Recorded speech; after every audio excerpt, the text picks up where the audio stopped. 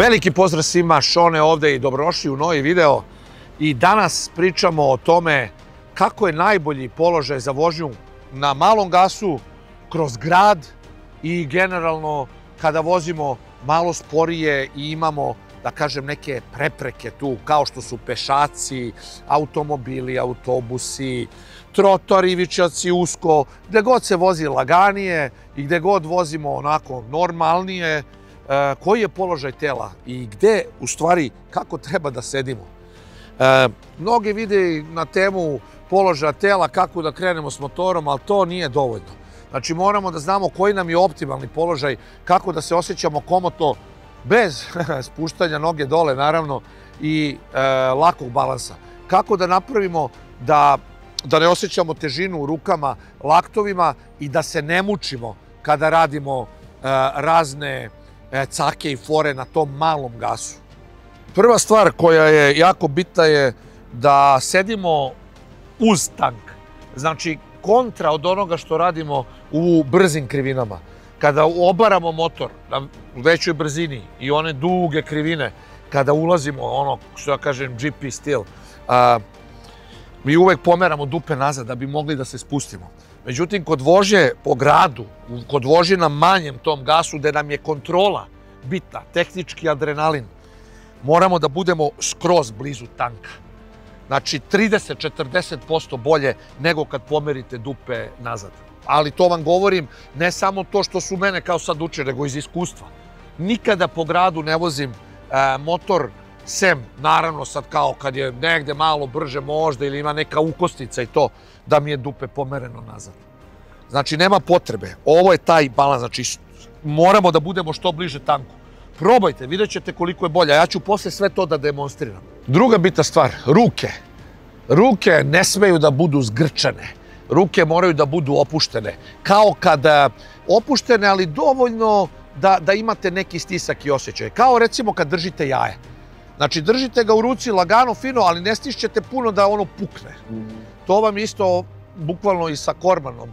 Znači, opušteno ruke. Zašto? Da bi mogli da imate bolji ugao manipulacije laktovima. Znači, vrlo prosta stvar. Ruke opuštene, ramena opuštena, nema kočenja, vidjet ćete pri vožnji prednji točak konstantno radi male korekcije. I vi morate suspenziju da pustite da ona sama odradi.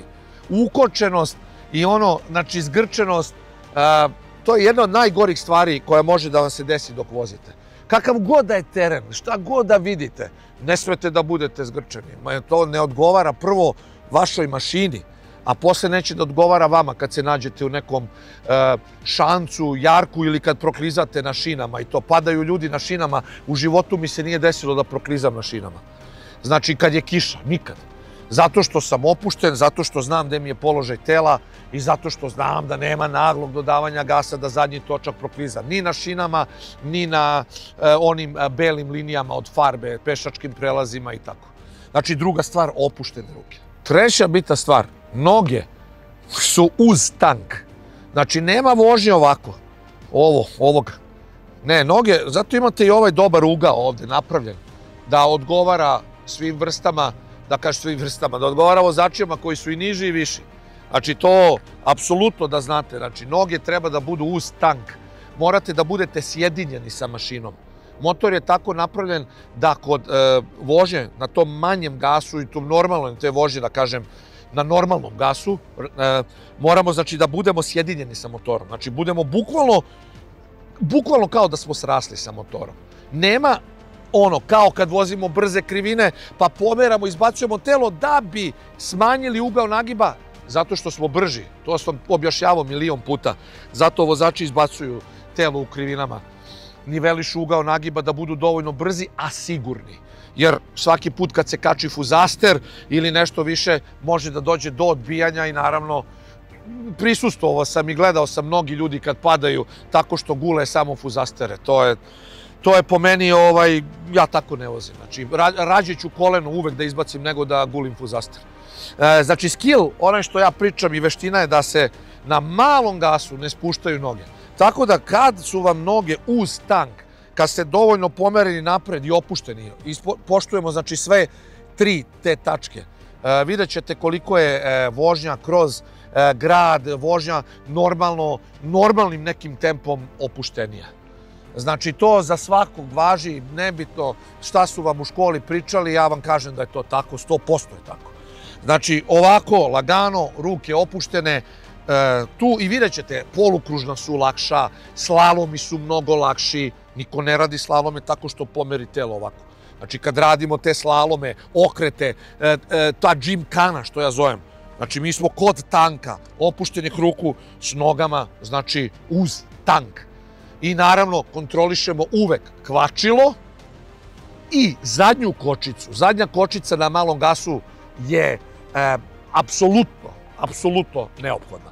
I ja ću sad to sve da demonstriram, da vidite šta sve možete lagano, onako, eto, čisto neke vežbice da radite, da se malo naviknete na ove 3 najbitnije tačke za tu laganiju i opuštenu vožnju.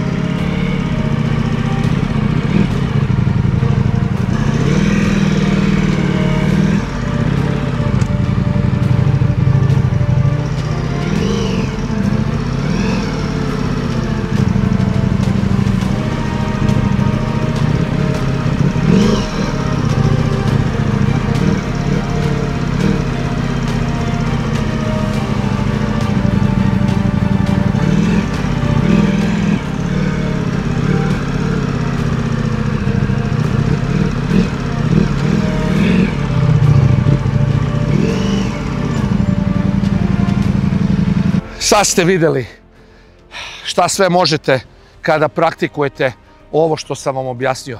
Znači stanemo bukvalno, i to ste videli na videu, i stanemo, skroz motor stane, 0 km, ja nisam spuštao noge na zemlju.